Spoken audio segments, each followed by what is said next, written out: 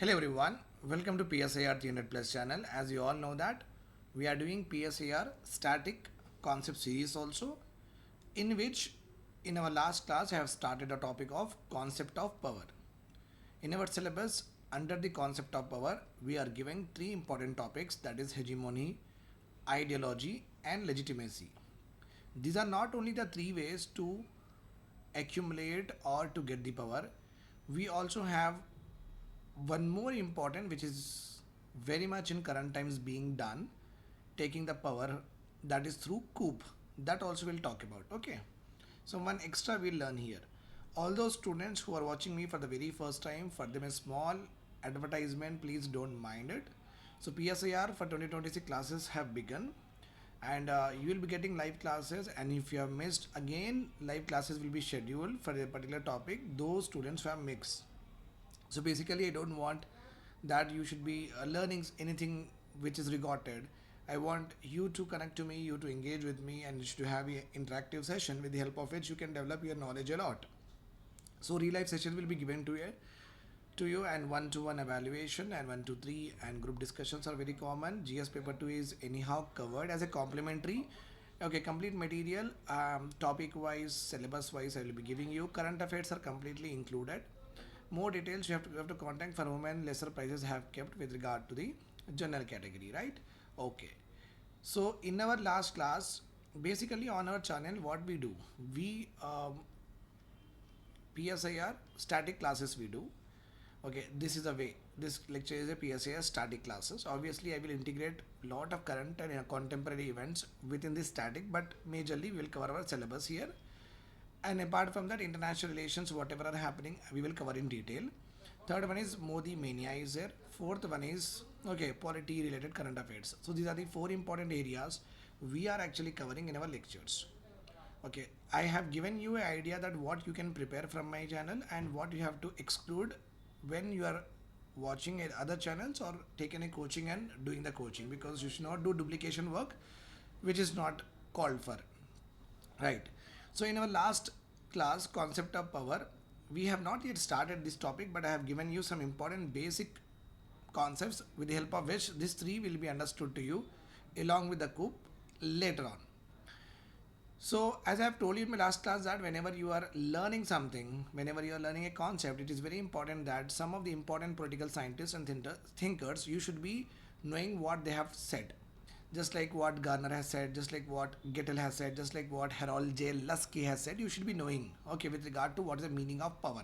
Okay, that will give you more mileage in the examination, and the examiner also will be more comfortable and he will be giving you good marks. Obviously, when you are quoting a political scientist who have given this theory, obviously you will score better marks than your competitor. So make sure that you have to memorize. Then we have discussed about concept of power. Political leaders hold power. Did you hear it right? So where business people hold paisa. Did you hear about it right? Then what does common man hold? So I have told you that the basic premise of any of the power, whenever anybody gets the power, as the individual get the power in the context of Saudi Arabia, Gulf countries, there the individual monarch will get the power, or a collective power is also there in the form of our country, like PM and council of minister are there, which is like collective power is there, right? So if you see that political leaders have power, businessmen have what, paisa, and what common man have, these two people should provide to the common man, especially to the political leaders who are having the authority and who are having the power. It's their duty that they have to provide all the social good, economic good to the common man. Okay, so this, what is the meaning of power with regard to realistic view, jurist view, we have already completed in our last class. I have given a separate playlist with regard to this concept classes and static PSIR syllabus lectures, so directly you can watch from it. All these we have done. Okay, I'm just trying to revise what we have done within the power. I'll do it with the next class also. Okay, Charles Merriam, what he told with regard to what is the meaning of power. Okay, so he says that power is coercive, means make us, influence us to do a particular act, and or influence us to do to not do a particular act, means omit from an act. Omission is nothing but you're not doing it. Then also power is imposed on it. Then you will be enforced, you will be imposed, you will be pushed to do it, or you should be doing it. Okay, omission and also obligation. These two can be done with the help of what? Power, which is which ultimate sanction is what? Force, means they will use what? Police, etc., so and so forth, in order to make the things happen. Okay, all this we have learned in our last class, so I will not be repeating it. This is where we have stopped our lecture in the last class. Let us talk about it. Again, we have not started our three important and plus one, the coup one, we have not started yet, but still, these are the important concepts one should know. Authority means what? Authority is a legitimate power. Okay. Suppose I cracked UPSC and I became IAS officer, so I am in a authority post. Now, when a person can get authority, this is very important. When a person can get authority, first of all, you also have, okay, authority is nothing but to command, right? Authority is nothing but to order, to give orders, right or wrong? Authority is nothing but to persuade. Authority is nothing but to coercive. So authority gives you all these powers, right or wrong? Yes. Okay. When leaders get the authority, we call it as power. When leaders get the authority, like PM and Council of Minister or CM and Council of Power, when they get the authority to command the country, to order the country, to make laws, then we call it as power. Then what is this authority? Authority is which is given, which is exercised by bureaucrats. Which is exercised by what? Bureaucrats, nothing but babus. Remember this point here. So basically, whether it is political leaders, ruling party members, or the bureaucrats, all of them are having authority. And how the authority, how they are getting the authority? Political leaders are getting the authority but through election, whereas bureaucrats are getting the authority by writing what? Exams. By writing what? Exams, UPSC and all. So both of them are having what? Authority. As because I passed in IAS and IPS, so I got the authority as a district collector, I got appointed and I got the authority to command the district. Okay. So is it a legitimate power I got or not? Yes, it is a legitimate power because I wrote the examination. I have cleared all the stages. That's why it is my legitimate authority. Whereas with regard to the political leaders, are they holding the political power legitimate means? Yes, because of the elections are being held. So their power is also, or their authority is also coming from legitimacy, nothing but from elections. Getting my point? So authority is a legitimate power that a person or a group possesses. As I have told you, that group means PM and Council of Minister. Person in the Gulf countries, you can talk about the king rule is there.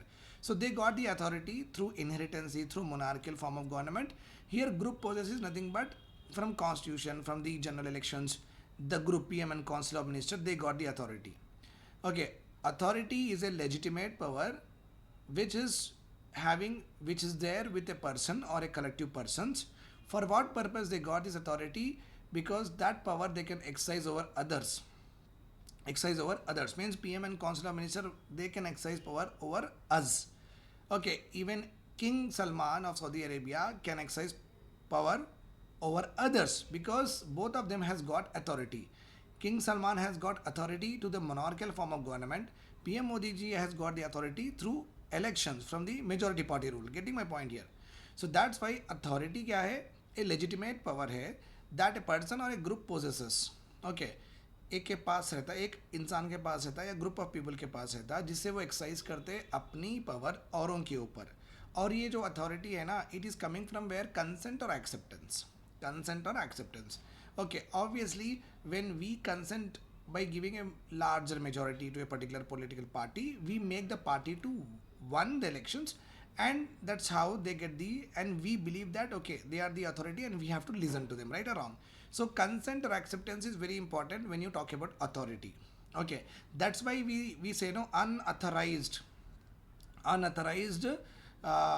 usage of mobiles, unauthorized usage of laptops is nothing but unconsented. Somebody is using my laptop, somebody has used my mobile phone, so I can file a case, right? Because it is not authorized. I did not give them the authority, right? Clear? Fine. When a political power is legitimized, it transforms into authority or institutionalized power. PM and Council of Ministers, the cabinet itself, PMO office itself, president office itself, they are the institutions from where the powers are being what? Exercised, and they are commanded over the citizens. Clear my point? Fine. So when the political power is legitimized, it transforms into what? Authority or institutionalized power. Legitimacy is public belief in the rightness or the propriety of the structure, procedures and actions of the government. So when we give a power to a particular government, whatever the acts they say, whatever the procedures that they lay down, whatever the structures they establish, we believe that they are right. They are for our prosperity only. Okay, because as see, you are born to a father, so obviously you are you think that your father will do or mother will do everything for you. So you always believe in whatever the acts they do. So you always believe in the righteousness. You think that they are behaving with you because of our prosperity, right or wrong? Yes. So legitimacy will include a public belief. Suppose all of a sudden, instead of like in our state, instead of Revant Reddy, our CM is there, no? Revant Reddy sir, instead of that, someone else will come to the power. So the CM Revant Reddy sir was a CM face at the time of elections. So people seeing his face voted, and all the people voted, a majority of them, so he got the power. Now because of some coup, what happened, because of some internal differences, he has been removed from the party and someone has got appointed. So those people who have entrusted their trust on the River Reddy sir because he's a CM face, they all get betrayed or not? Yes. So when betrayal happen, then protest will happen. Protest will happen. Protest will lead to what? Destabilization and severe criticism of the government, and the government should go down. A no confidence motion will be levied. Clear my point? So it is very important point that you have to understand.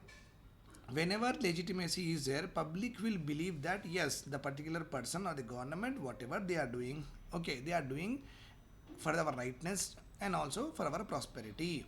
Authority is a recognized right to exercise power, even irrespective of sanctions. Okay, irrespective of sanctions here means constitutionalism, which limits the power of the government. But even in that limitations also, authority is being given to the PM and Council of Minister. You can govern the country, but in limitations. But at the end, authority is nothing but a recognized right, where the public believe that the people who are ruling us has been consented and accepted by the public themselves. That's why whatever they do will be acceptable for large number of population. To perpetuate a power relationship, power must be transformed into authority, often achieved through a ideology or permanent sources of legitimacy. So basically, ideology is nothing but just like you have UK here. UK has no written constitution. So in United Kingdom, we are having unwritten constitution is there. Unwritten constitution, but their ideology is very simple. They wanted to have a progressive society. They believe in okay.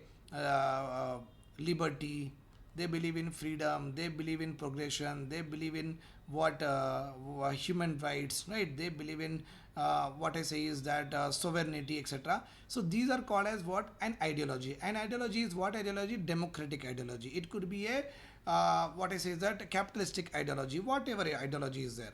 Okay, so a power is given to any political party in order to achieve a ideology. So our ideology is what? Philosophical ideology is there in our preamble? No, that ideology we are actually trying to achieve.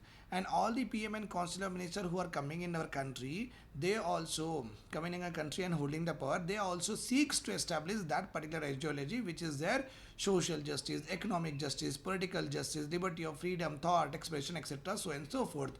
Okay, so everyone who come to power always seeks to achieve ideology or a permanent sources of legitimacy, nothing but our constitution. Constitution is a permanent sources of legitimation.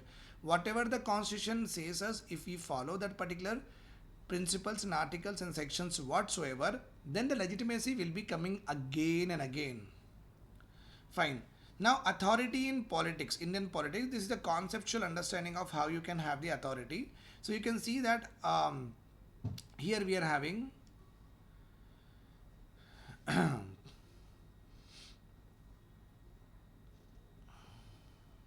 I'm just trying to read what is in Hindi. सरकार की शक्ति जनता का विश्वास. Okay, fine. Authority in Indian politics. Who is the authority in our Indian politics? The supreme authority we are having is Prime Minister Modi ji. Very clear or not? Yes. Now the question here is, there is one Weber's theory is there, which you might be also knowing as you are a PSIR aspirant. He is a very famous political thinker, Weber. So he said that any politics, okay, will get the authority in three ways.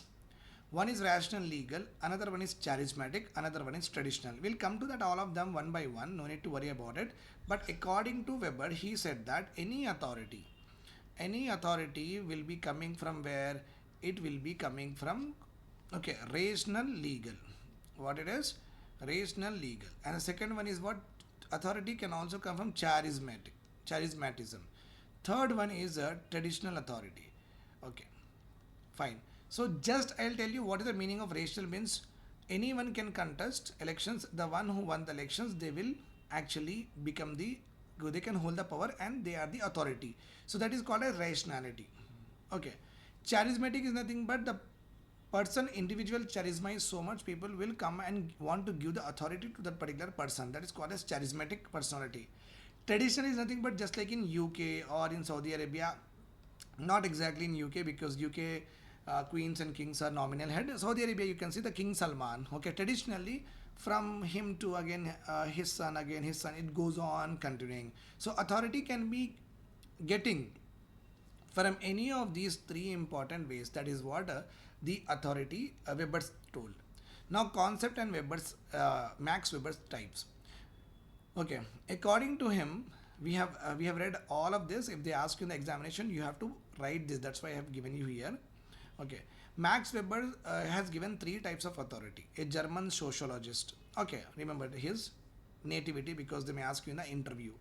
Traditional authority basis rests on the long established customs. Like in family, who is the supreme authority means daddy, right or wrong. So that is a long established custom that a father is the head of the family. Okay, long established tradition is nothing but village senior most will be the head of the village. Okay, president is nothing but the one who wins a particular war. He will be the next king only, and that is called as president. One event that that event is someone has completed that event, and that is called as what? Precedence means established principles and rules of getting what? Authority. Okay, so traditional authority is based on long established customs, it based on traditions and precedents. Legitimacy source is what? The power, the present order is viewed as a sacred, eternal means it will not change, and inviolable, no one can remove it. The ruler, often defined by hereditary, is seen as preordained means the next, just like what has happened, okay, during the Bahubali also, the next king will be what? Mahendra Bahubali, right or wrong? Yes. People understood that he is our king. After him, the next higher will be of our king. That is called as what? Preordained. Ordained means already we know that who is going to be becoming the king in the next time. Okay. So obedience, subjects are bound by a personal dependence and a tradition of loyalty to the ruler. That's all. Okay.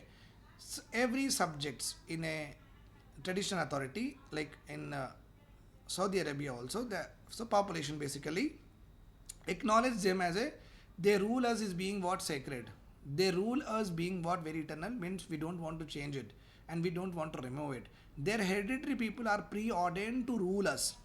Okay, every person has to be dependent upon them, consider them as fathers, mother, etc., so and so forth. That's how their loyalty is being shown to the ruler. Okay, example, dynastic monarchies, Saudi Arabia as noted. Okay, very famous one. Then we have got charismatic authority. Basis is relies on the exceptional personal qualities, strength, magnetism, or sometimes supernatural qualities. I don't think so that will be present with anyone, but if it happens to be, then it is okay. Okay, so basically charismatic authority is nothing but exceptional personal qualities, maybe what is Sachin Tendulkar, maybe Rohit Sharma, maybe Prime Minister Modi ji, maybe Rahul Gandhi, maybe anyone. Okay,